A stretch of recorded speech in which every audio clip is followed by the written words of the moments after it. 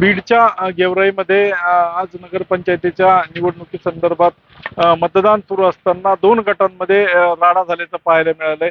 एक भाजपाचे जे माजी आमदार आहेत लक्ष्मण अण्णा पवार आणि राष्ट्रवादी काँग्रेस अजित पवार गटाचे जे आमदार आहेत विजयसिंह पंडित यांचा हा मतदारसंघ आणि गेवराई शहरातील नगरपालिकेच्या निवडणुकीच्या अनुषंगाने हे दोन गट एकमेकाच्या समोर आले. यामध्ये तुफान अशी दगडफेक झाली आणि यामध्ये काही गाड्यांचे देखील नुकसान झाले. त्यामध्ये काचा फुटल्या, रस्त्यावरती दगडफेक करण्यात आली व या ठिकाणी आता आपण पाहू शकतो की या ठिकाणी पोलीस देखील मोठ्या प्रमाणावरती तैनात आहेत आणि जिल्ह्याचे जे पोलीस अधीक्षक आहेत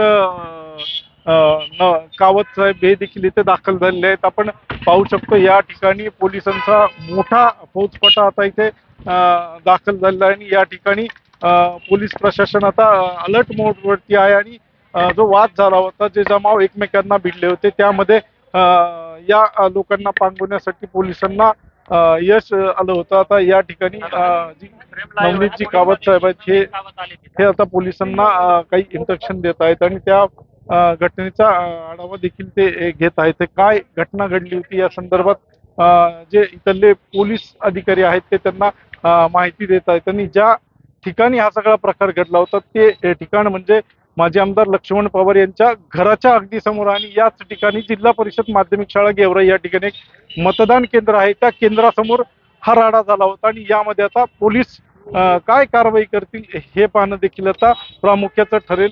लोकशिवाय मराठीसाठी दीपक जाधव, बीड.